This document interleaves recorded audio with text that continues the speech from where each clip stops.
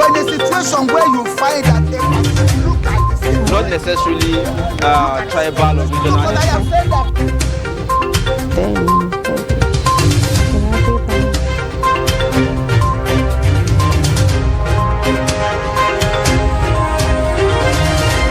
We're going to be starting with the lead newspaper, talking about the Daily Trust newspaper. Yeah, Daily Trust, right here. Right. So we're going to be starting with the lead headline right there, where it says, Vicious ISWAP leader, Al-Barnawi killed. We also have at the top, children in captivity. We have Federal Government College, Birnin Yauri. Bethel Baptist High School, Kujama. We have right on the left, bandits abduct Zamfara Emir in Kaduna Abuja highway attack. Right at the middle, we have PDP governors to National Assembly. Delay in Electoral Act amendment threatens 2023 polls. On the right, we have equipment purchased by MPTF tested, found suitable for our operation, says IGP. We also have down there, federal government's borrowing spree continues as Buhari seeks fresh 2.2 trillion loan. We have right down there, private jets used for gold smuggling, minister. Outrage over missing 345 million in Kanu Sharia court. And we also have Kaba prison break, where escapees recaptured NCOS. So I think our main topic for discussion on the Daily Trust newspaper will be Vicious ISWAP leader Al-Barnawi killed. Indeed, quite interesting. So how do we describe the whole situation around is that because we've not seen, the military is saying they've not seen anybody. So how would you describe the whole scenario around his killing? It's the politics of war. The military is being circumspect in approving or dismissing some of these issues, considering the experiences of the past. Sheka was killed in May, the factional leader of Boko Haram. They were rivals. So if you look at it as a whole, it's a big gain for the military, big gain for Nigeria in the 12 years of the insurgency that ravaged the country, that killed over 100,000 people, that destroyed property, more than $9 billion, that displaced people, over 2 or 3 million. You understand? So it's like a new trend completely, going by what we witnessed, especially this year. Whether we like it or not, we have to give credit to who it is. We thank God that the situation is really changing. As you can see now, before you hear of one incident in the northeast, you will hear like 3 or 4 in the northwest, meaning a lot has been achieved in the fight against insurgency. Now coming back to this fellow, he was the son of Muhammad Yusuf, who's the founder of the Boko Haram, who was also killed in 2009. And he came to prominence around 2016 when Islamic State, ISIS, renounced Shekau. Shekau, an equally vicious terrorist,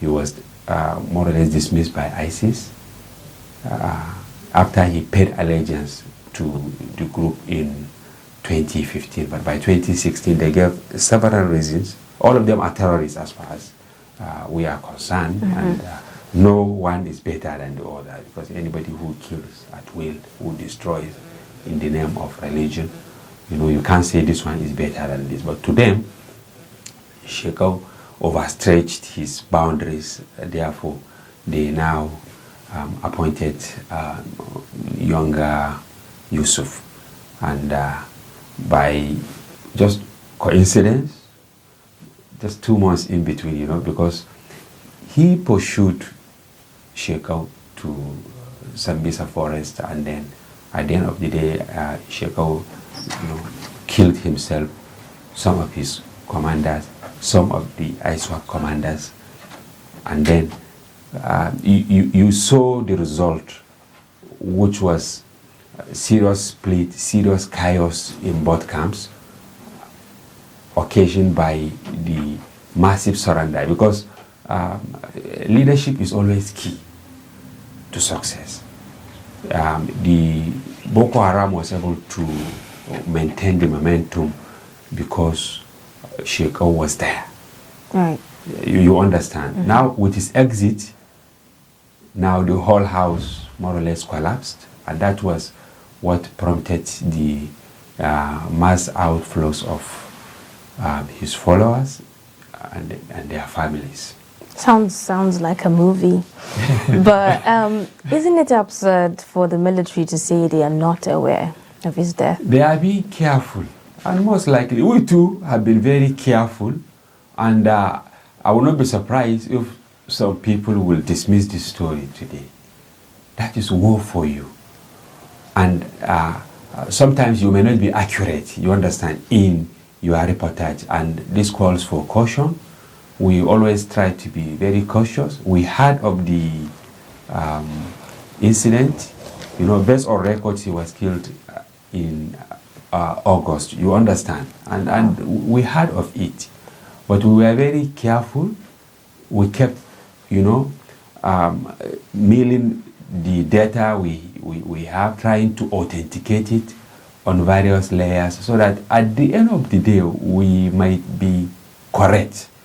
You understand? And even if we are not correct, we have done our best to authenticate based on what we have on ground, based on the sources we tap.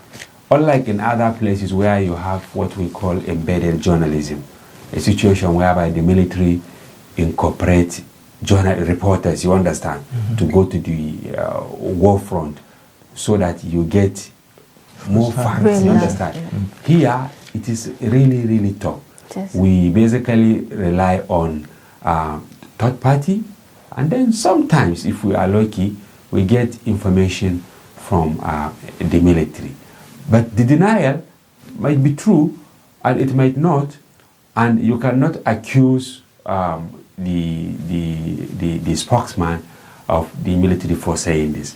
Shekau was reported to have been killed like 10 times, Right. only for him to resurface, you understand? So even when ISWAP, boxed into a corner before he killed himself and others, you understand, the military did not confirm it. They tried to be very cautious because of the previous embarrassment they incurred. You understand? So it's valid in military parlance to say I'm not aware. What do we know so far about these two factions of the Boko Haram, ISWAP and Boko Haram? ISWAP and Boko Haram. In terms of the rivalry between the two, and is this an outcome of that rivalry, the killing of the ISWAP leader? Yes. In our story, we have like two versions to the circumstances surrounding his death. The first was that he was ambushed by the Nigerian troops. You understand? And then he was killed. The second version is that there was internal wrangling within the ISWAP in the Lake Chad region. You understand? So some who were not favorably disposed to his style of leadership, they fought him and at the end of the day, they subdued him. These are the two school of thoughts for now. And as I said, we will hear more. Well, if it was to be the military, I think that the military will want to take credit for this because it's a major achievement. So I doubt if it's the military. As I said, they are being cautious. You understand? And then more facts will emerge. But the ultimate gain is that enemies have been eliminated.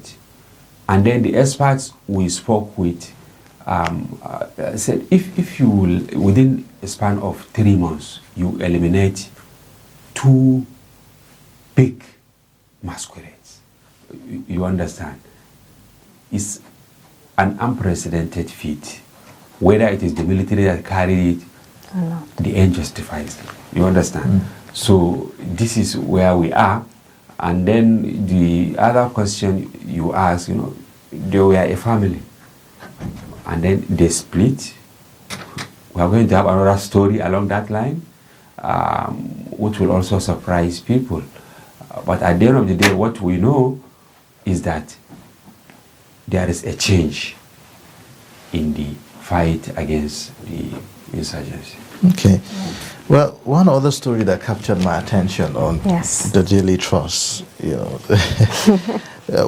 have too many stories actually of interest. Too many stories. But the one of the abduction of an emir along Kaduna-Abuja highway, and also the borrowing that the president is seeking from the National Assembly. Maybe briefly in a minute or two, if you can just say something about these two stories, the abduction of an emir and the borrowing by president. Very sad, emir of Bungudu, but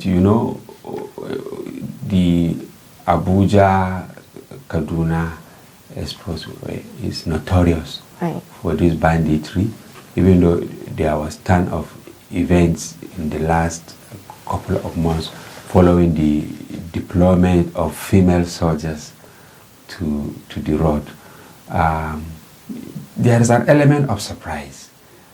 Maybe there was a relapse somewhere. The mentality that we have in Nigeria.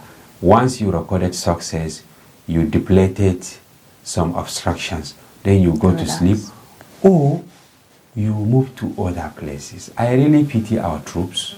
I'm not defending them, but I pity them because they are overstretched. They did well in securing the Abuja-Kaduna highway, which is the biggest artery that links the north to the south. You understand? Because if you check the records 3 years ago, and even last year, you realize that attacks on that road were almost on daily basis, sometimes 3 times in a day. The bandits will just appear on the highway, block it, capture the people, they will kill, maim, and then go back to the bushes. But there was a kind of relief for some time. But it is quite significant, abduction of a first-class emir, and it's a serious setback. Now, it seems there seem to be a lot of selective abductions in recent times. Why do you think these bandits are targeting elites? It's the new trend. They get the biggest ransom by taking the privileged individuals. You see, they have abducted hundreds of thousands of people. And lately they realize that if they pick those who do not have the wherewithal to pay the ransom, they'll just keep feeding them. You understand? So that informed the decision for the shift. So they do a targeted abduction now. You will see this emir, most likely, if he's lucky, he might not be there for more than a week or 2. But as we speak, there are hundreds of people in captivity, and because of the fact that their loved ones could not raise the ransom, they will remain there. Some will even die. It's sad. All right. All right. I would like for us to take a look at our next paper today, the Punch newspaper now. The very first story at the top there says e-payment transactions rise by 85.52% in 1 year. That's on page 25 there. Then looming strike, whole FG responsible, ASU tells parents. Rising unemployment can wipe out Nigeria. A lead unsafe. That's according to Ngige. Now, VAT battle shifts to Supreme Court as Rivers challenges order. Below or beside the name tag by the right, you have NMA not telling FG the truth, pursuing personal interest. That's according to an allegation by the resident doctors. Minister advocates capital punishment, says gold smugglers using private jets. The lead story on the Punch newspaper. Experts, others carpet National Assembly as Buhari plans $4 billion and 710 million euros borrowings. You would also find the rider saying loans will reduce poverty. That's according to the president. Public debts rose from 12.12 trillion naira in June 2015 to 33.11 trillion naira in March 2021. The next rider there, perpetual borrowing. Perpetual borrowing. Lawmakers working against Nigerians' interest will account for their actions, says group. You would also see... That sounds really funny. Quite laughable. Quite laughable. You know, a case of where, well, there's nothing I can do about what you are doing, but I just leave you to God. I think that's... All right, then. You would find also below the pictorial, indigenous nationalities protests at UN warn against Nigeria's disintegration. And then below that, you also have sit at home hurting Southeast, Umahi Obi lament violence in Anambra, Enugu. Caleb University students disappear after court threats. Father, CP trade, that's tackle school. All right, you have Fayoshe, many join PDP national chairmanship race. And then below that, Kogi prison attacks. CGC threatens fleeing inmates with persecution. You also see 60 landlords desert houses as flood overwhelms Ogun community. Assembly condemns Ogun VAT allocation. Bill passes second reading.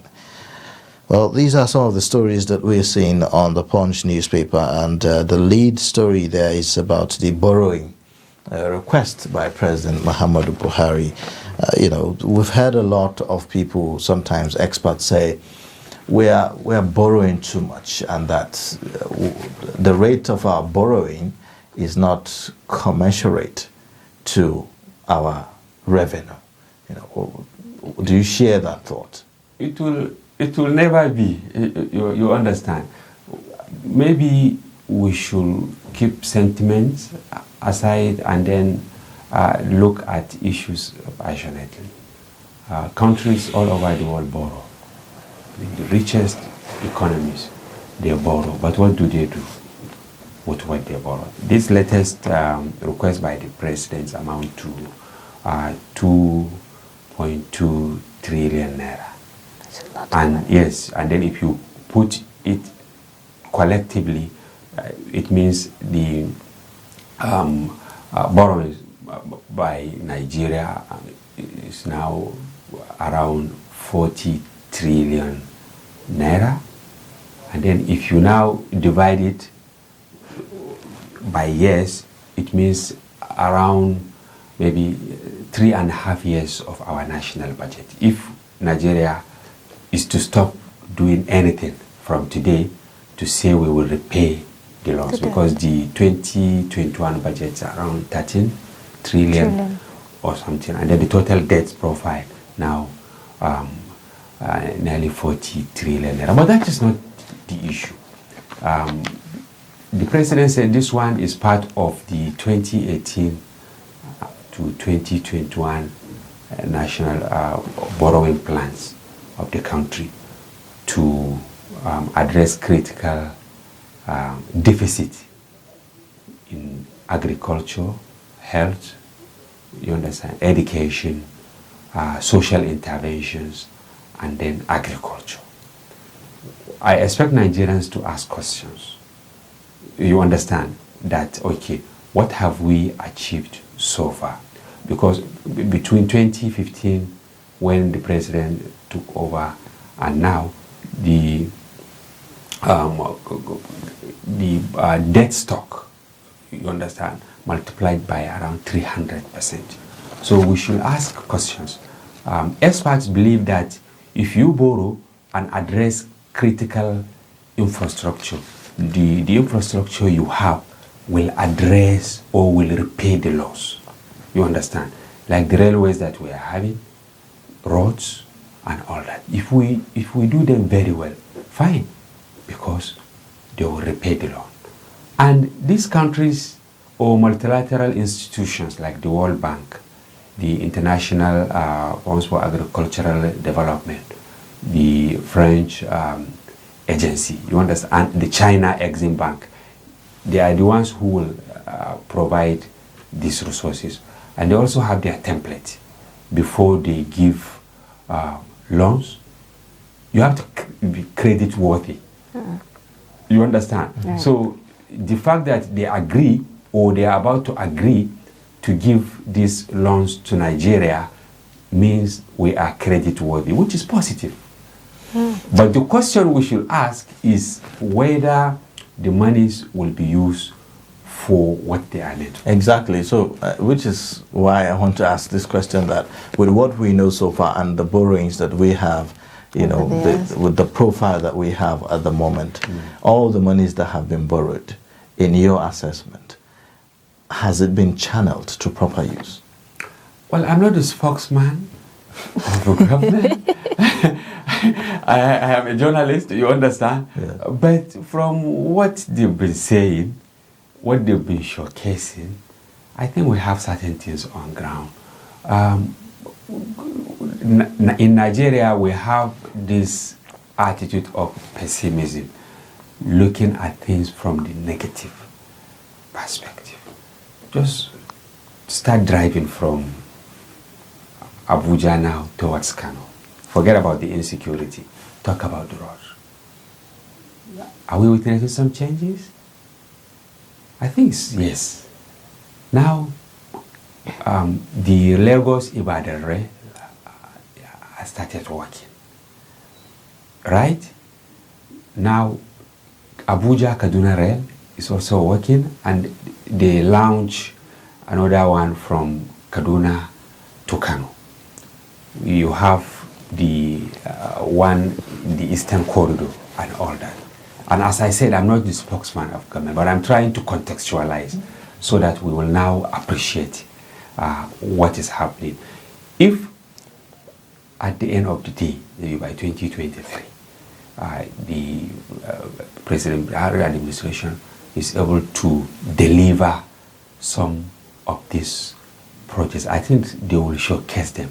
But right now, I think they should up their game in terms of not propaganda, but telling Nigerians that, okay, this is what we are doing, this is what we are doing, please go to so place, this is what we have achieved, by using the media, so that it can assuage the feelings of Nigerians. Because what some people are doing now is to share this debt stock, you know, to the population, 205 million people, that, okay, if you share this 40 trillion naira, meaning all of us, including our children at home, they are indebted, meaning they will have to pay. Some are even saying the generation unborn will come and pay. But the question remains, okay, what are we doing, and are we doing it correctly? Okay, so now with Nigeria's debt burden, what could be the implications for human development? Yeah, you see, if you channel the resources correctly, meaning you will improve your gross domestic product, that is GDP. And what does that mean?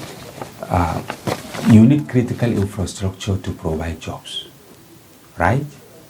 You need critical infrastructure to address health issues, agriculture, mechanized. I'm not talking about manual agriculture. Now, if you do this, meaning you will provide job opportunities for people, and by creating job opportunities to people, it has multiplier effect, because they will start paying taxes, and then it will reduce indolence in the society, it will reduce crime, and then the country will prosper. So the debts will pay themselves. This is the implication. But if you didn't do it, for now, as you can see, more than a significant part, let me not put it in percentage, of our earnings, because we have a mono economy of sort now, it's oil, and then the dwindling revenue from oil. It's not really servicing the debt very well, because we are not talking about repayment now. What we are doing is servicing the debt. Some will mature in the next 30 years, some 25 years, some 10 years. You understand? So we are just servicing the debt, and the only way to address the problem is by providing the enabling environment so that job opportunities will be created. Then the value of Naira will rise, because if we are able to start exporting what we have, then foreign exchange will flow. You can see where we are now. It's around 550 to $1, which is very, very sad. Very bad. But if we fix the economy and then we have forex inflow, everything will be okay. All right. Finally, I'd like us to look at the next paper. The Tribune is the next we're looking at. IPOB bows to pressure, cancels sit-at-home order. That's on page 26. We also have another story, COVID-19. Edo begins enforcement of restriction for unvaccinated persons. Also, Ogun joins VAT war. Bill passes second reading at Assembly. That's on page 2. Below the nameplate there, Gbajabiamila endorses Sanwo-Olu for second term. You have Abuat ranked best private university in research. That's on page 10. Southern governors meet in Enugu tomorrow. The lead story there, talking about loans, Buhari seeks approval for fresh $4 billion and 710 million euros. The writer there, President APC selling Nigeria, says the PDP. That's a reaction there from the opposition party. Below that, by the left corner, Amotekun arrest herder 180 cows for flouting anti-open grazing law on page 29. Uniben, students block highway over 20,000 naira late registration fee. You also have Kogi jailbreak. 114 out of 266 fleeing inmates recaptured. You have also AMCON, AIG's CPs to support debt recovery drive, according to the IGP. CBN launched 15 trillion naira infrastructure fund in October. That's on page 6. That's that on the Nigerian Tribune today. Quite interesting stories there. Well, maybe you should just comment on the issue of the jailbreak. We have 114 out of the 266 fleeing inmates recaptured. That's commendable, isn't it? Good news. You understand? Meaning they are reducing our apprehension. Because when you let loose high-profile criminals, as we discussed yesterday, the tendency is that there will be rise in insecurity in the society. But those that return, are they really the targets of the assailants that stormed the facility? This is the question we should ask. You understand? Probably the terrorists or whatever that stormed the facility bombed part of it and then set every other person free. They were there maybe to free just 2 or 3 people.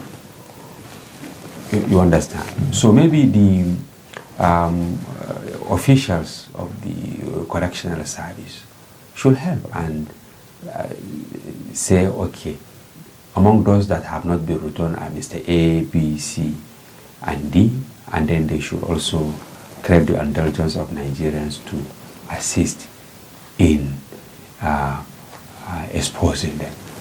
Because what we see in most instances is that those that were set free, they just leave the facility out of panic.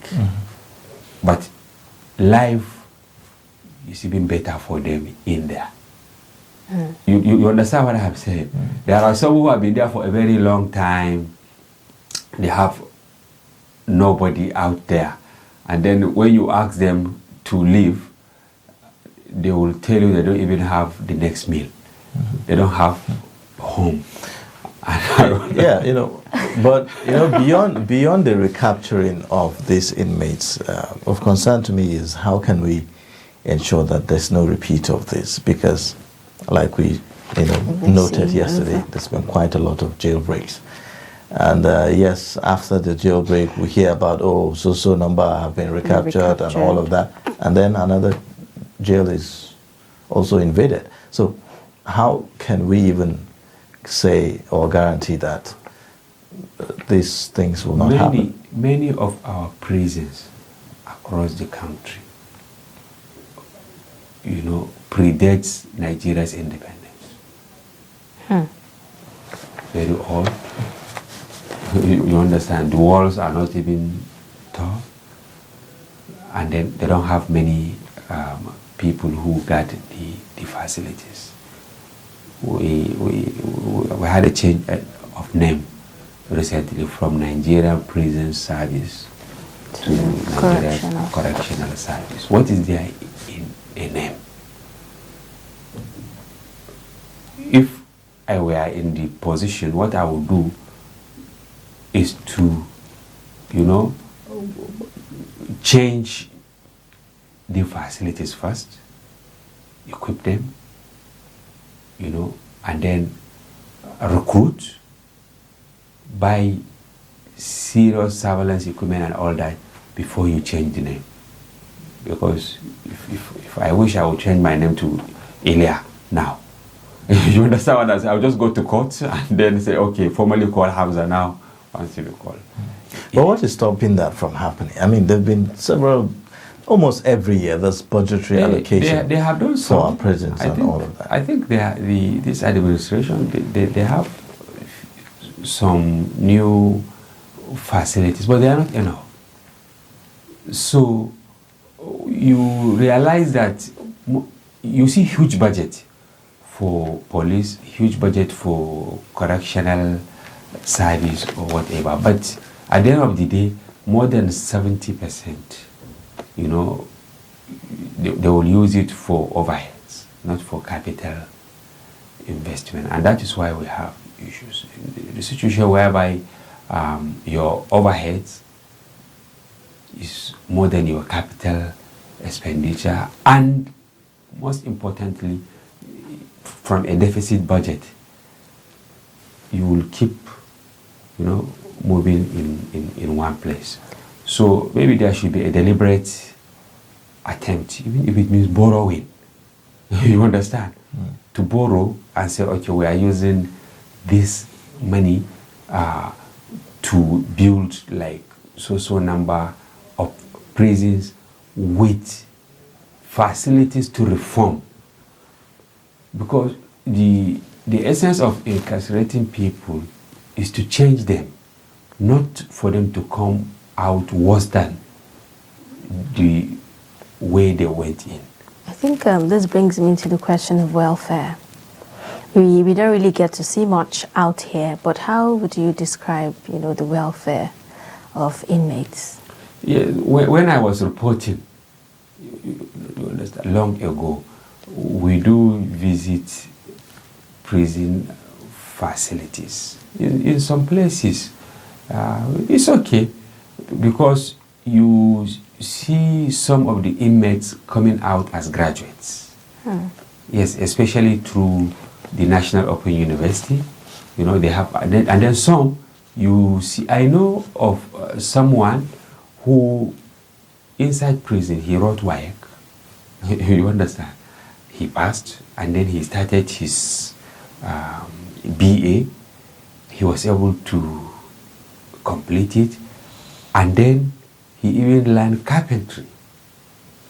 So by the time he came out, he started faring far better than his contemporaries. But like Lombroso said, there are some people who are born criminals.